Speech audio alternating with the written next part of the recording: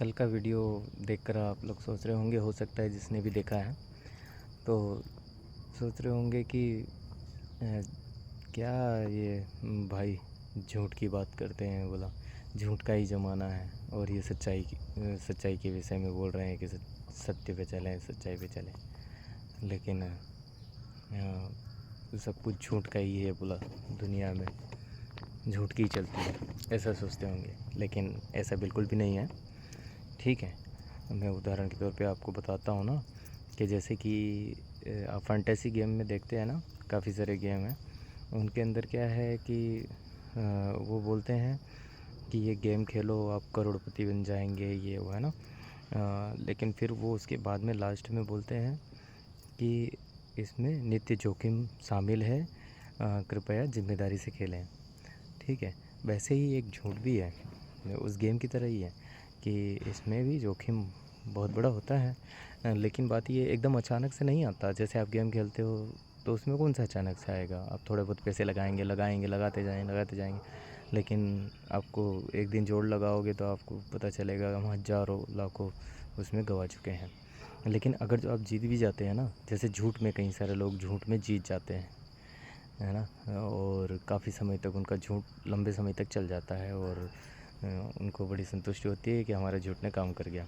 वैसे ही मैं बोल रहा हूँ कि इसमें है ना, लगता तो है कि हम जीत गए हैं, वैसे गेम में भी ऐसे ही लगता है कि जीत गए हैं, लेकिन लास्ट में जाके क्या होता है कि थोड़ा बहुत पैसा जीत भी जाते हैं तो उससे कहीं गुना ज़्यादा नुकसान उठाना पड़ जाता है।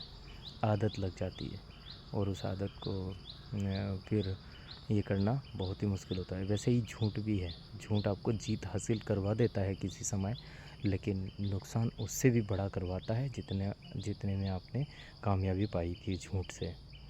ठीक है, नुकसान उससे कहीं गुना ज़्यादा होता है। बाद में आप देखेंगे कि एक झूठ आपने बोला, फिर आप सोचते हैं आपके लिए नॉर्मल हो जाता है वो, फिर बोलते हैं पहले भी तो बोला था।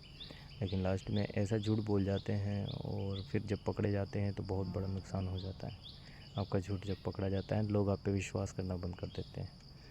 ठीक है, तो इसीलिए झूठ ज़्यादा समय टिकता नहीं है, टिकती तो सच्चाई ही है लास्ट में जाके। सच्चाई, आप सच बोलते रहो, लेकिन सच क्या है कि हो सकता है पहली बार में आपका सच भी झूठ साबित हो जाए। लोग कहें कि अरे ये तो झूठ बोला इसने, लेकिन आपके सच को भी झूठ साबित कर दे। लेकिन लास्ट में क्या होता है कि जब वो सच सामने आता है ना, तो लोग बहुत पछताते हैं कि यार उस व्यक्ति को हमने झूठा कहा था लेकिन वो सच निकला, वो सही था।